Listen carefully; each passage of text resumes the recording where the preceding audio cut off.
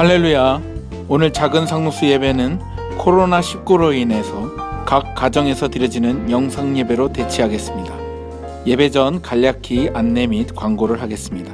오늘 3월 29일 작은 상록수 예배는 코로나19로 인하여 영상 예배로 드려집니다. 개인 위생을 철저하게 해주시기 바랍니다.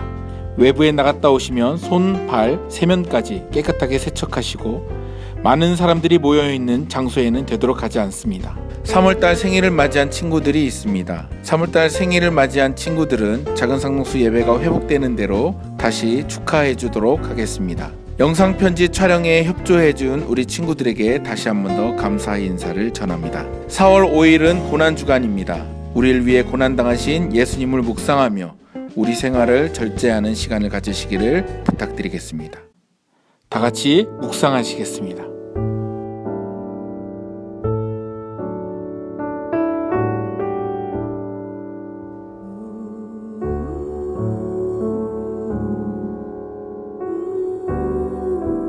다 같이 찬양 부르시겠습니다. 오늘 찬양은 제이어스 워십이 부릅니다. 여호와께 돌아가자.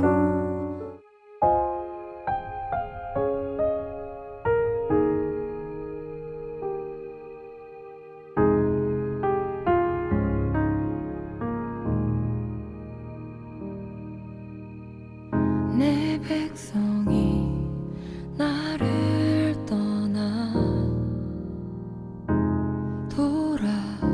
돌아섰지만 내 사랑이 내 백성을 포기 못하니 내 모든 것 내어주고 나 그들을 얻으리라. 여호와께 돌아가자. 우린 돌아서도 그는 변치 않네. 여호와께 돌아가자. 우린 넘어져도 그 사랑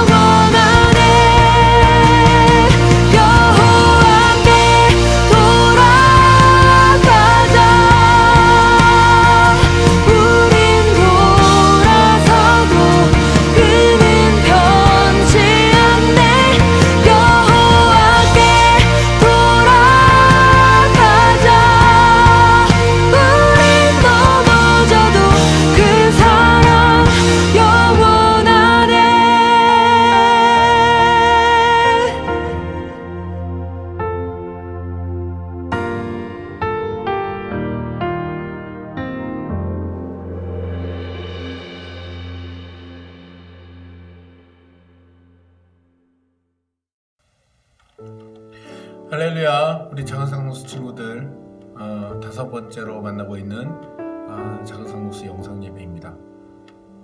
한 주간 어떻게 지내셨나요? 이제 조금 있으면 다시 다다음 주부터인가요?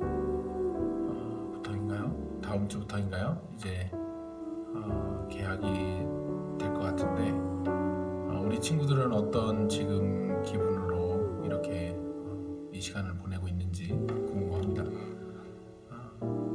자주 연락 좀 했으면 좋겠고, 또 우리 만나서 이야기도 나누는 그 시간이 빨리 왔으면 좋겠습니다.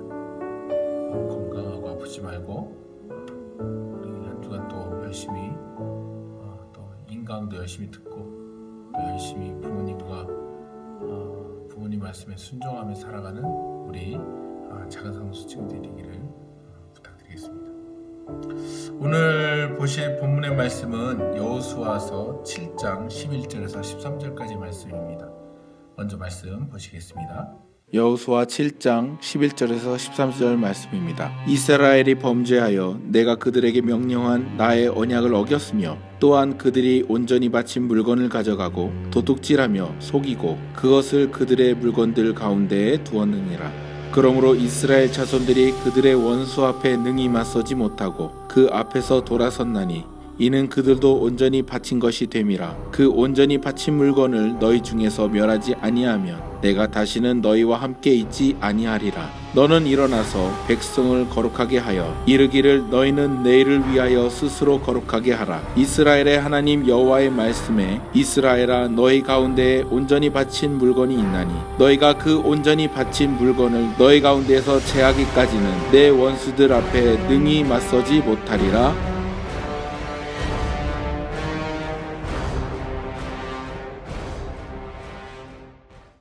이 7장의 배경은 우리가 너무나도 잘 알고 있는 이스라엘 백성이 여호수아가 이끄는 이스라엘 백성이 여리고성을 정복하고 난 다음의 이야기입니다.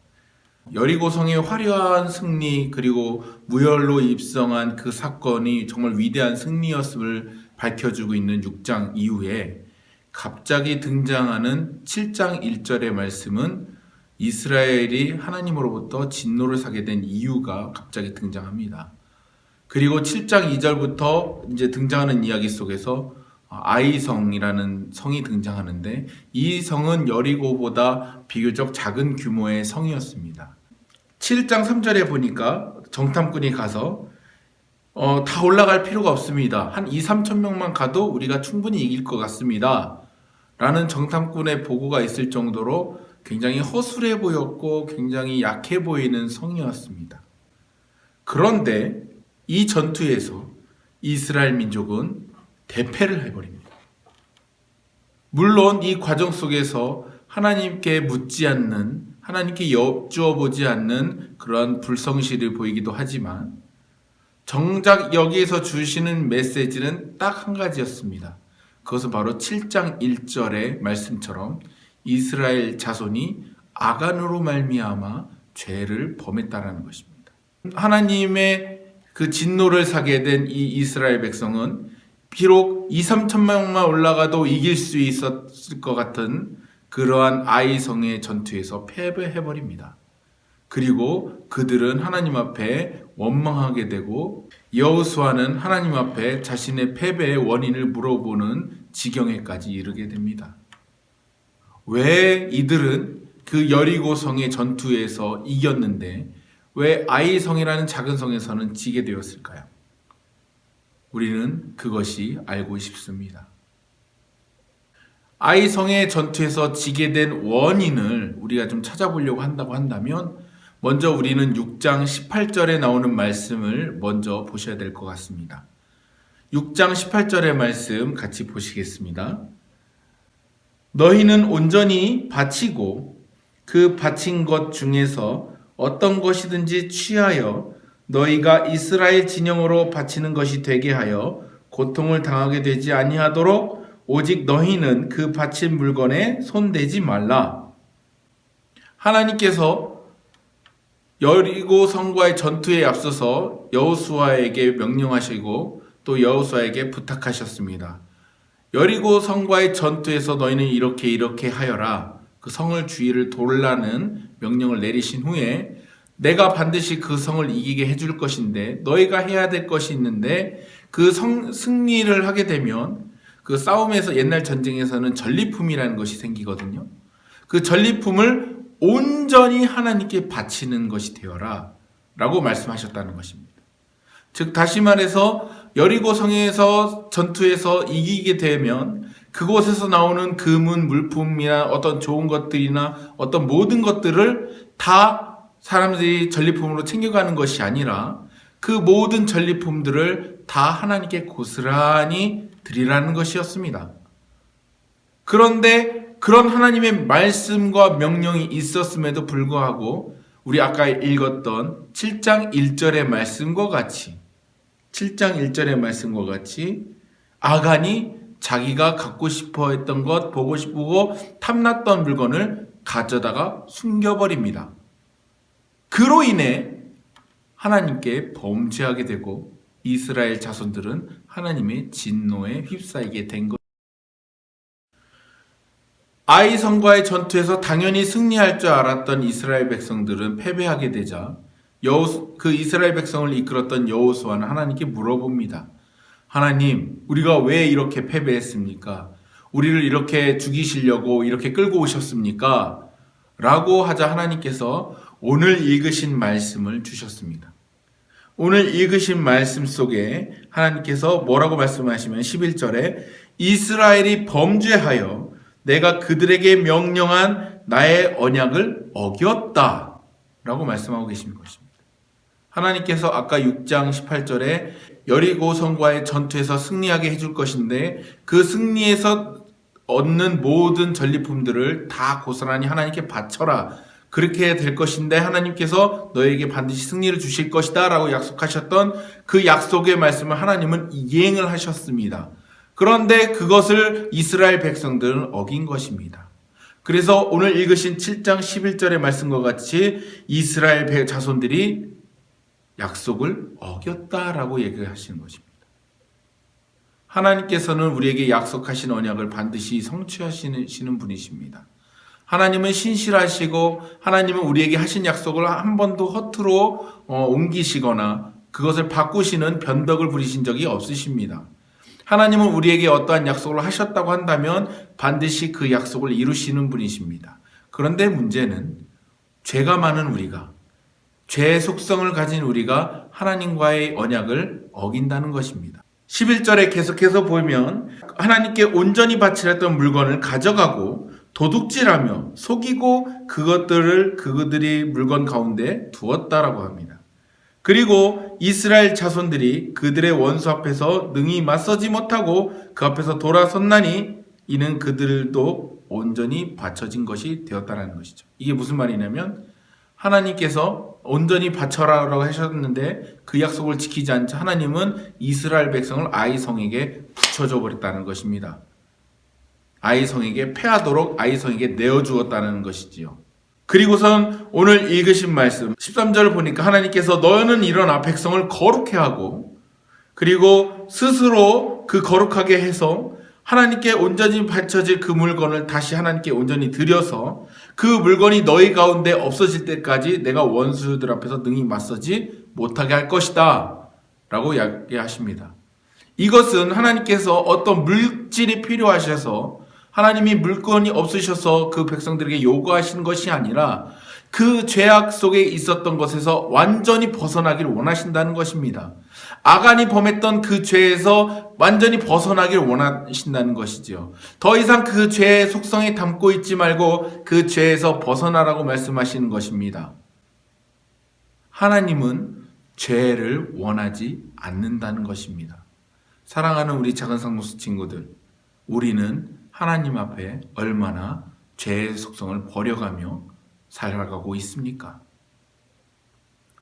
우리 아간의 이 이야기를 통해서 우리 세 가지의 교훈을 찾아보고자 합니다.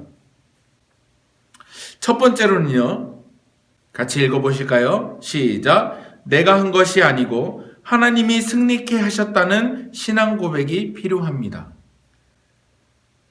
여리고 성과의 전투에서 이스라엘 민족은 절대적으로 이길 수가 없었습니다. 객관적인 전력상으로 그들은 이제 곧 광야에서 빠져나온 신흥국가에 불과했습니다. 체계적으로 군사훈련을 받은 적도 없고 그들이 군사훈련을 작전과 어떤 전술을 체계적으로 짜고 있었던 것도 아니었습니다.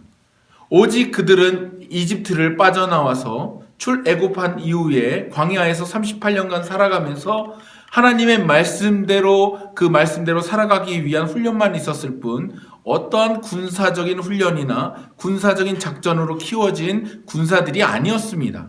그리고 그들은 하나님의 말씀에 따라서 이제 요단강을 건너 맞닥뜨린 성인 여리고성이라는 큰 성과의 전투를 앞두고 있었습니다. 여리고성에 비하면 아무것도 아닌 존재들이었습니다. 여리고성은 그 시대에 많은 사람들의 물류가 흐르는 상업의 도시였고 또 체계적인 여리고 왕은 정말 많은 사람들을 거느리고 있어서 많은 수의 군사들을 가지고 있었습니다. 게다가 여리고성이라는 성 자체가 이중벽으로 되어 있고 주위에 운하가 있어서 함부로 침공하거나 함부로 넘어갈 수 있는 그런 성벽이 아니었습니다. 객관적인 전력으로 보자고 한다면 축구로 비해서 얘기하자면 레알 마드리드 팀과 우리나라에서 이제 막 생겨난 프로리그 팀과의 경기라는 것입니다. 누가 이기겠습니까? 객관적인 전력을 놓고 봤을 때, 인간적인 눈으로 봤을 때 이것은 상대가 안 되는 것입니다. 그런데 하나님께서 이 이스라엘 백성을 이끄시는 여호수아에게 약속의 말씀을 주시고 그들로 하여금 성벽의 주위를 돌게 하셨습니다. 누가 승리케 하셨습니까? 여러분들의 입술로 고백해 보십시오. 누가 이 여리고 성에서의 승리를 가져다 주신 것입니까? 바로 여호와 하나님이 하신 것입니다. 우리 너무나도 잘 알고 있는 이야기지 않습니까? 7번, 7째 날 그 성을 돌았을 때 그 성이 무너져 버리고 그 백성들이 혼미해 있을 때 이스라엘 민족은 가서 전쟁에서 승리하는 승리를 쟁취했을 뿐입니다. 즉 다시 말씀드리자면 승리는 하나님이 주셨다는 것이죠. 승리를 하셨다는 신앙 고백이 무엇이었냐면 바로 하나님께 온전히 그 모든 것을 바치라는 것이었습니다. 그런데 7장 1절에 아간이 죄를 범합니다. 싸움의 승리는 우리의 능력이나 우리가 가진 재능이나 우리가 가진 어떤 실력으로 판가름되는 것이 아닙니다. 하나님은 승리를 주시는 분이시고 승리케 하시는 분이 오직 우리 주 하나님이심을 여러분은 믿어야 될 줄 믿습니다. 이것이 우리의 신앙 고백이 되어야 합니다. 여러분들에게 질문하고 싶습니다. 여러분들은 여러분들의 삶 속에서 하나님을 얼마나 인정하며 살고 계십니까? 여러분의 삶에서 여러분들이 쟁취하고 여러분들이 앞으로 추구하고 여러분들이 앞으로 이루어나가야 될 모든 성공의 요인이 오직 하나님께서 주신 것이라는 그러한 신앙 고백이 여러분들에게 반드시 있기를 주님의 이름으로 부탁드리겠습니다. 두 번째로는요. 같이 읽어보겠습니다. 시작. 그 어떤 죄라도 반드시 하나님 앞에 회개하고 돌아서야 한다는 것입니다. 반드시 하나님 앞에 나서야 된다고 한다면 우리가 해야 될 고백이 있습니다. 그것은 바로 내가 죄인이고 하나님은 의로우시다는 것입니다. 내가 죄인이기 때문에 의로우신 하나님 앞에 함부로 나갈 수 없다라는 신앙 고백이 우리에게 필요합니다. 그런데 여러분에게 질문하고 싶습니다. 여러분들은 하나님께 나아갈 수 있겠습니까? 우리는 함부로 하나님께 나아갈 수 없는 존재들이었습니다. 그런데 이러한 우리를 위해서 하나님께서 나갈 수 있는 유일한 길을 제시해 주셨습니다. 그것이 바로 예수 그리스도입니다. 하나님의 아들이신 예수 그리스도, 순전하시고 아무런 흠이 없으신 그 예수 그리스도를 믿음으로 말미암아 우리는 하나님의 자녀가 되고 하나님께 나아갈 수 있는 권한과 권리를 얻게 된 것입니다. 우리가 신앙 고백을 아무리 한다고 할지라도 우리가 아무리 우리의 죄에 대해서 아무리 선한 일을 한다고 할지라도 예수 그리스도를 믿는 믿음 없이는 하나님께 나아갈 수 없는 줄을 믿으시기 바랍니다. 진정한 회개는 예수 그리스도를 믿는 것입니다. 사랑하는 우리 친구들 중에는 아직 예수 그리스도를 믿지 못하고 구주로 영접하지 못한 우리 친구들이 있는 줄로 알고 있습니다. 여러분들 반드시 하나님께 나아가시기 전에 예수 그리스도를 구주로 영접하시는 우리 친구들이 되기를 주의 이름으로 부탁드리겠습니다. 예수 그리스도는 나의 모든 죄를 해결하셨을 뿐만 아니라 나의 모든 죄를 모두 소멸하시고 다시는 우리를 죄인이라 일컫지 않게 우리를 의로운 자리로 이끌어 주셨습니다. 사랑하는 우리 친구들, 예수 그리스도를 온전히 믿는 우리 친구들이 되기를 주의 이름으로 다시 한 번 더 부탁드리겠습니다. 세 번째로는요, 같이 읽겠습니다. 시작. 하나님께 회개한 우리들은 다시 하나님이 승리케 하십니다. 예수 그리스도로 우리는 하나님 앞에 나아가게 된다면 하나님은 반드시 우리에게 승리를 주신다는 것입니다. 그것이 눈에 보이는 어떤 쟁취하는 물건이 아니라 어떤 손에 잡히는 그런 어떤 일적인 성공만을 이야기하는 것이 아닙니다. 우리가 하나님 앞에 나아갈 수 있다는 것, 우리가 하나님 안에 거할 수 있다는 것, 우리가 하나님과 함께함으로 하나님의 자녀로서 살아갈 수 있다는 것이 바로 우리 인생의 큰 승리인 줄 믿으시기 바랍니다. 그러한 승리 안에 있는 자들은 하나님께서 들어서 사용하십니다. 하나님께서 머리가 될지언정 꼬리가 되게 하지 않는다는 것입니다. 하나님께서 반드시 그 사람을 통해서 이 세상 속에 필요한 일꾼으로 쓰신다는 것을 믿으시기 바랍니다. 우리가 보통 생각하는 성공이라고 하면 어떤 물질적으로, 어떤 학력적으로, 어떤 우리가 맞는 어떤 사업적으로, 어떤 크게 하고 막 모든 것을 이루는 것을 승리한다, 성공했다라고 이야기하기도 합니다. 예, 그것도 맞습니다. 하지만 좀 더 이 승리의 개념을 더 가져가다 한다면 그것은 바로 우리 주님과 함께함으로 하나님의 자녀가 되는 승리를 우리에게 주신다는 것입니다. 모든 죄가 예수 그리스도로 말미암아 회개되어지고 용서함 받은 우리는 죄인의 신분에서 하나님의 자녀인 의인의 신분으로 바뀌게 됩니다. 그리함으로 하나님의 자녀로서 우리는 이 세상 속에서 하나님과 올바른 관계를 이루며 살아갈 수 있는 것입니다. 사랑하는 우리 친구들, 반드시 예수 그리스도를 통해 여러분들의 죄를 회개하고 하나님을 온전히 만나는 우리 작은 상노수 친구들이 되기를 주의 이름으로 부탁드리겠습니다. 아간의 죄는 하나님을 속인 죄도 있지만 그 죄악에서 벗어나지 않은 죄가 있습니다. 아간의 죄로 말미암아 이스라엘 민족의 명운이 달려 있었습니다. 하지만 하나님께서는 이 이스라엘 민족을 위해서 그 아간이라는 죄를 제거해 버리시기를 원하셨습니다. 사랑하는 우리 친구들, 우리는 그 죄에서 벗어나기를 소망합니다.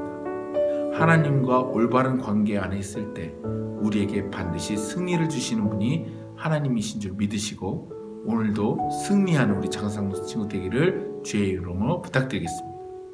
기도하시겠습니다. 사랑의 하나님, 감사합니다. 하나님, 아직 예수 그리스도를 믿지 못하고 있는 우리 친구들이 있다고 한다면 예수 그리스도를 구주로 영접하는 우리 친구들이 될 수 있도록 인도하여 주시옵소서.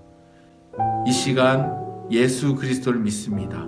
나를 위하여 나의 모든 죄를 해결하신 우리 주 예수 그리스도, 그 죄를 위하여 저 십자가에 모든 물과 피를 쏟으시고 우리의 죄를 위하여 대신 십자가에 죽으신 후에 3일 만에 부활하신 것을 믿습니다. 주여, 나의 구주이신 예수님을 온전히 믿사오니 우리 작은 상노수 친구들 한 사람 한 사람이 그 모든 죄악에서, 아주 작은 죄에서 벗어날 수 있는 우리 친구들 되도록 축복하여 주시옵소서. 예수님의 이름으로 감사하며 기도드렸습니다. 아멘.